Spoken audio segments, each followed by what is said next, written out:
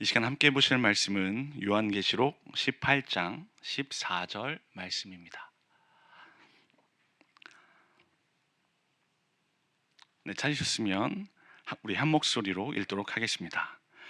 바벨론아, 내 영혼이 탐하던 과일이 내게서 떠났으며 맛있는 것들과 빛난 것들이 다 없어졌으니 사람들이 결코 이것들을 다시 보지 못하리로다. 아멘. 오늘 말씀에서는요, 어제에 이어서 당시 최고의 권력이었던 그 로마를 바벨론으로 상징화하고 있는 것을 볼 수 있습니다.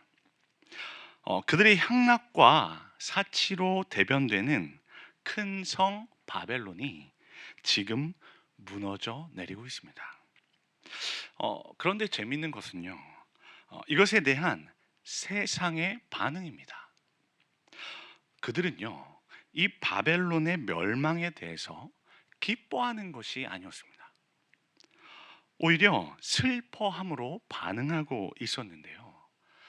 그 이유는 바벨론이 멸망하게 되면서 그들이 누려왔었던 영광 또한 함께 물거품이 되어 버렸기 때문이었습니다. 그러면서 성경은요, 그들이 누렸던 사치를 이제 품목들로 12절과 13절 가운데서 밝혀놓고 있는데요.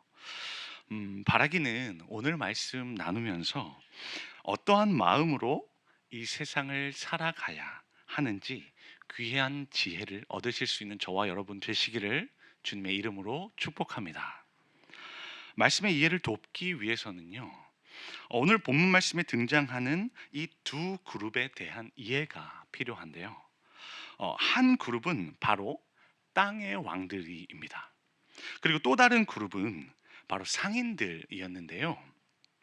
여기에서 땅의 왕들이라 하면요, 당시의 바벨론과 함께 음행과 사치에 가담한 세상의 모든 정치 권력을 상징합니다.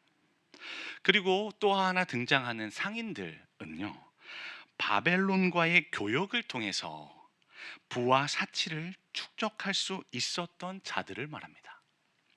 그런데 이 두 그룹의 사람들이 어떤 연유로 인해서 굉장히 애통해하고 있는 모습을 볼 수 있는데요.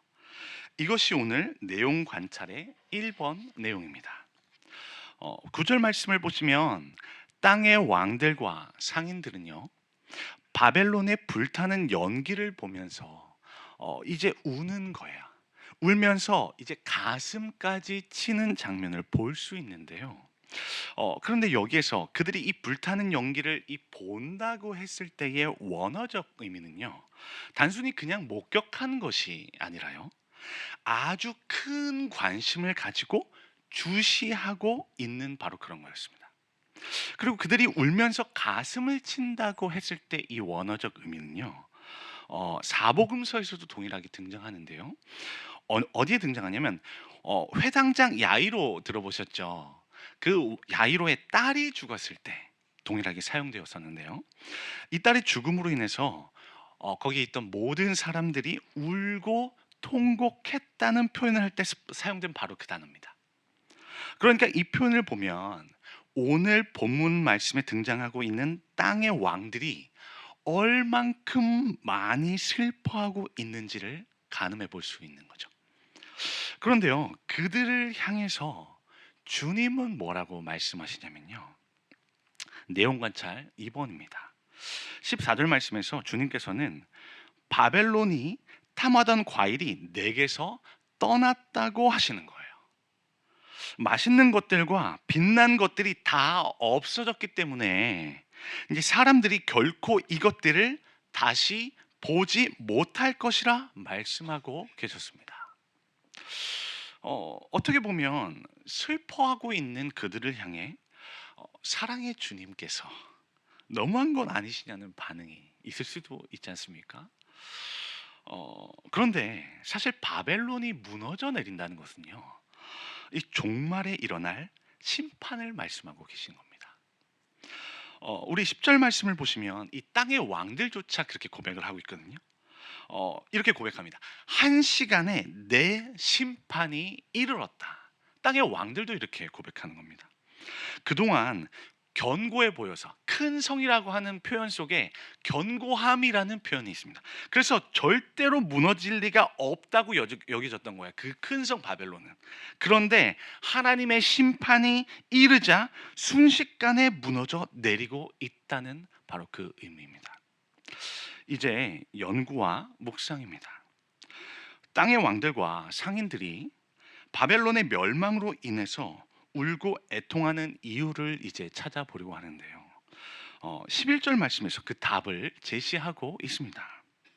땅의 상인들이 바벨론의 멸망으로 인해 우는 이유는요, 다시 그들의 상품을 사는 자가 없기 때문입니다. 그리고 마찬가지로 14절에서도 동일한 힌트를 얻을 수 있었는데요. 그들이 우는 이유는요, 그동안 그렇게 탐하던 만난 것들, 그리고 빛난 것들을 이제는 더 이상 누릴 수 없게 되었기 때문이었습니다. 사실 10절 말씀을 보면요, 그들이 어떤 모습을 보이고 있냐면요, 바벨론이 당하고 있는 고통을 무서워하고 있는 장면을 볼 수 있습니다. 그러니까 큰 두려움이 그들 가운데 임했다는 거예요. 그래서 가까이도 다가가지 못하고 있는 겁니다. 그래서 저기 멀리서나마 떨어져서 그 불타는 그 성읍, 그래서 연기가 나는 그 장면을 그 멀리서나마 목도할 수 있을 뿐이었습니다.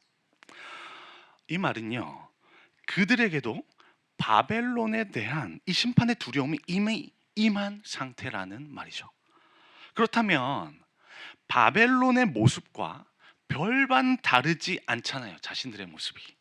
그들과 교역을 하고 그들의 사치를 동일하게 누렸던 땅의 왕들, 또한 상인들. 그러면 그들의 모습 또한 심판의 대상이 될 수 있음을 알아야 하지 않습니까? 그런데 그들은요, 이런 생각까지는 하지 못했었던 것 같습니다. 이제 느낀 점입니다.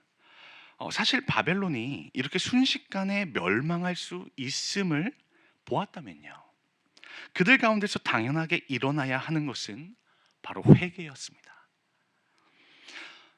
그동안 내가 너무 세상 영광을 구하면서 살아오진 않았었나? 이제 그러면 안 되지. 다시 아버지의 품으로, 다시 복음으로 돌아가야지. 이렇게 되었어야 했는 거죠. 우리 누가복음 16장 말씀을 보면요, 부자와 나사로의 이야기가 나오지 않습니까? 거기에서 하나님은요, 이 부자에게 이런 의미심장한 말씀을 하고 계시죠. 예, 너는 살았을 때에 좋은 것을 받았고 이 나사로는 고난을 받았으니 이것을 기억하라. 그는 여기서 위로를 받고 너는 괴로움을 받느니라. 그런데요, 땅의 왕들과 상인들에게서는 전혀 이런 회개의 모습이 나오지 않습니다.